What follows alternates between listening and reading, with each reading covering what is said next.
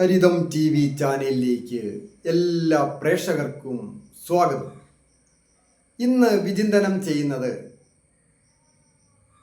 2024 July മാസം 16-ാം തീയതി മുതൽ, അതായത് കൊല്ലവർഷം 1200-ാം ആണ്ട് ചിങ്ങമാസം മുതൽ ഒരു വർഷത്തെ ഫലം, അത് പുണർദം നക്ഷത്രക്കാരുടെ ഫലമാണ് പറയുന്നത്.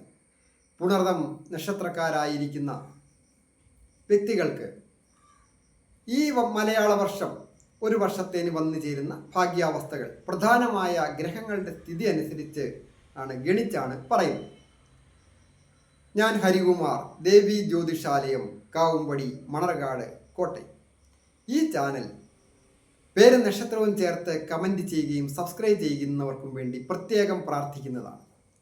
കൂടാതെ ജ്യോതിഷ കാര്യങ്ങൾക്ക് നേരിട്ട് വരികയോ ഫോൺ വിളിച്ച് ചോദിക്കുന്നതിനും അവസരമുണ്ടായിരിക്കുന്നതാണ്. പുണർദം നക്ഷത്രക്കാരായിരിക്കുന്ന ഓരോ വ്യക്തികൾക്കും ഈ 2024 ജൂലൈ മാസം 16-ാം തീയതിക്ക് ശേഷം വരുന്ന ഒരു വർഷം, അതായത് കൊല്ലവർഷം 1200-ാം ആണ്ട് ചിങ്ങമാസം മുതൽ ദൈവാധീനമുള്ള ഒരു വർഷമാണ്.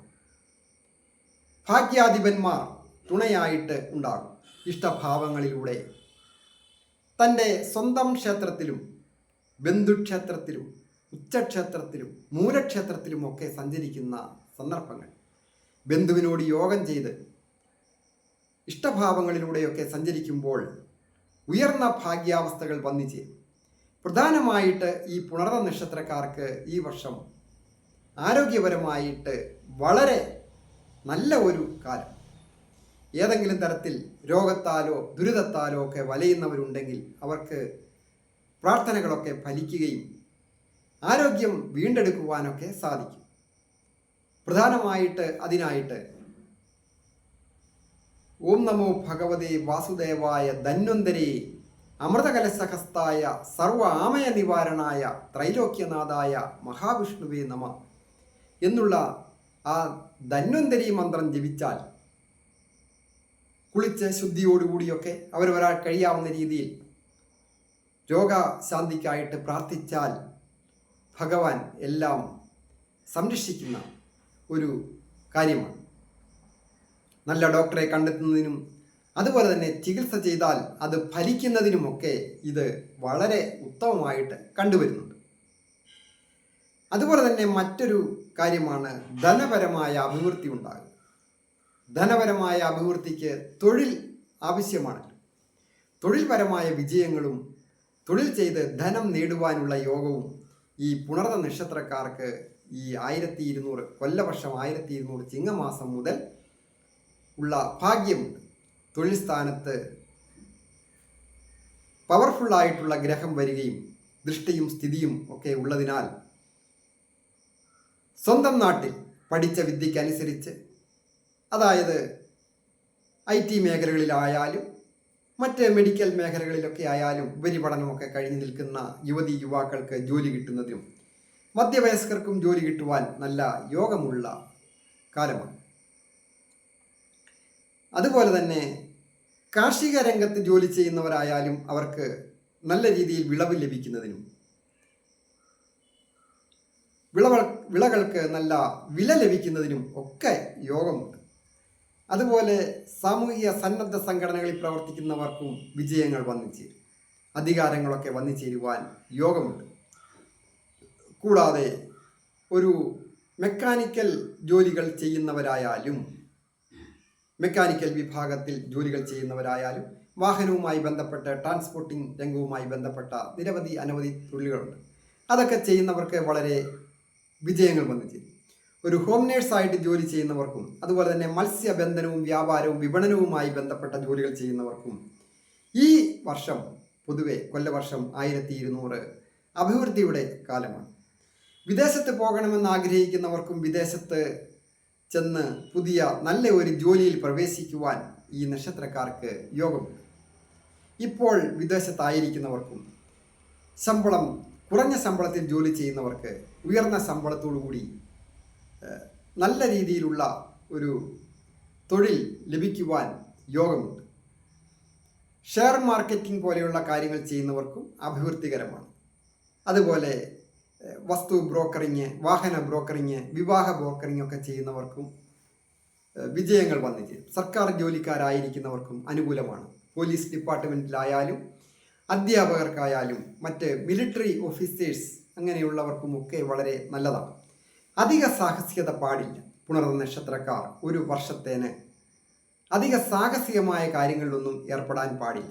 ജലയാത്രകൾ, അസമയത്തെ ജലയാത്രകൾ ഒഴിവാക്കുക. അതുപോലെ സാഹസികമായിട്ട് വാഹനം കൈകാര്യം ചെയ്യുന്നവർ വളരെ ശ്രദ്ധിക്കുക. സ്ഫോടക വസ്തുക്കൾ കൈകാര്യം ചെയ്യുന്നവരും വളരെ ശ്രദ്ധിക്കണം. കൂടാതെ ദമ്പതികളായിട്ടുള്ളവർക്ക് ദാമ്പത്യ ജീവിതത്തിൽ അഭിവൃദ്ധി വന്നു ചേരും. ഉല്ലാസയാത്ര പോകുന്നതിനും പുണ്യസ്ഥലങ്ങൾ സന്ദർശിക്കുന്നതിനും വീട്ടമ്മമാരായിരിക്കുന്നവർക്കും വളരെ നല്ലതാണ്. വീട്ടമ്മമാരായിരിക്കുന്നവർക്ക് പുതുമയുള്ള വസ്ത്രങ്ങളും ആഭരണങ്ങളും ഒക്കെ വന്നു ചേരുന്നതിനും കുടുംബത്ത് വാഹനം വന്നു ചേരുന്നതിനുമൊക്കെ ഈ പുണർന്ന നക്ഷത്രക്കാർക്ക് യോഗമുള്ള ഒരു വർഷമാണ്. ഗൃഹം പുതുക്കി പണിയുകയോ പുതിയ ഒരു ഗൃഹം വാങ്ങുകയോ വീട് വയ്ക്കുന്നതിന് ഒരു ഭൂമി വന്നു ചേരുന്നതിനുമൊക്കെ യോഗമുള്ള കാലം. വിദ്യാർത്ഥികളായിരിക്കുന്നവർക്ക് വിജയങ്ങൾ വന്നു ചേരും. ഉപരിപഠന കാര്യത്തിലും IELTS, MOH പോലെയുള്ള മറ്റ് പരീക്ഷകൾ, എൻട്രൻസ് പരീക്ഷകളും നീറ്റ് പരീക്ഷ, സെറ്റ് പരീക്ഷ, അതുപോലെ ഈ PSC പരീക്ഷകളൊക്കെ എഴുതുന്നവർക്ക് അവരവരുടേതായ കഴിവിനനുസരിച്ചും അതിലുപരിയും പെർഫോം ചെയ്ത് ഉയർന്ന മാർക്ക് വാങ്ങി റാങ്ക് മേടിക്കുന്നതിനും അത് നല്ല രീതിയിൽ വിജയിക്കുന്നതിനുമൊക്കെ യോഗമുള്ള സമയമാണ്. ഗോപാല മന്ത്രം സ്ഥിരമായി ജപിക്കുന്നത് ഉത്തമമാണ്. ഓം നമോ ഭഗവതി വാസുദേവായ, ഓം നമോ ഭഗവതി വാസുദേവായ, സർവജ്ഞത്വം പ്രസിദ്ധമേ, രമാരമണ വിശ്വേശ, വിദ്യാമാശു പ്രേഷ്ടമേ എന്ന വിദ്യാഗോപാല മന്ത്രം ജപിച്ച്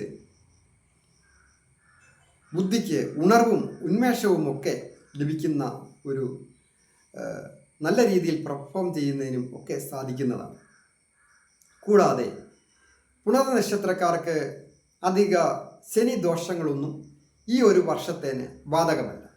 എന്നിരുന്നാലും പ്രധാനമായിട്ട് ശ്രദ്ധിക്കേണ്ട കാര്യം, എല്ലാവർക്കും കണ്ടകശനിയും ഏഴരശനിയും ഒക്കെ ഇല്ല എങ്കിൽ പോലും ദശാകാലം കൊണ്ടും അപഹാരം കൊണ്ടുമൊക്കെ ശനിയുടെ ദോഷമുള്ളവർ ധാരാളമായിട്ട് ഈ പുണർന്ന നക്ഷത്രക്കാർ പല പ്രായത്തിലുള്ളവർ കാണും. അവർക്ക് ശനീശ്വരനെ ഭജിക്കുന്നത് വളരെ ഉത്തമമാണ്. നീരാഞ്ജന സമാഭാസം രവിപുത്രം യമാഗ്രജം ഛായ മാർത്താണ്ഡ സംഭൂതം തം ശനീശ്വരം നമാമ്യഹം എന്ന ആ ശനി ഭഗവാനെ പ്രീതിപ്പെടുത്തുന്ന മന്ത്രമൊക്കെ ജപിച്ചാൽ ശനി ദോഷങ്ങളിൽ നിന്ന് വിടുതൽ ലഭിക്കുകയും അലസതയും ആലസ്യവുമൊക്കെ വിട്ടുമാറി പ്രവർത്തന രംഗത്ത് നല്ല രീതിയിൽ ഉണർവും ഉന്മേഷത്തോടും കൂടി പ്രവർത്തിക്കുന്നതിനും വിജയിക്കുന്നതിനുമൊക്കെ സാധിക്കും. വന്നു ചേരുന്ന ധനം വേണ്ട രീതിയിൽ വിനിയോഗിക്കുവാനും ഒക്കെ സാധിക്കും. അധികം ധനം കടമെടുക്കുന്നത് ഗുണകരമല്ല. അതുപോലെ തന്നെ പ്രധാന കാര്യങ്ങൾക്ക് ഭൂമി സംബന്ധമായിട്ടും ഗൃഹസംബന്ധമായിട്ടോ വാഹന സംബന്ധമായിട്ടോ കടം വരത്തക്ക രീതിയിലുള്ള ഉടമ്പടികളിൽ ഒപ്പുവയ്ക്കുന്നതും അതീവ ശ്രദ്ധയും ജാഗ്രതയും ആവശ്യമാണ്. എല്ലാവർക്കും നന്മ വരുവാനായിട്ട് പ്രാർത്ഥിക്കും.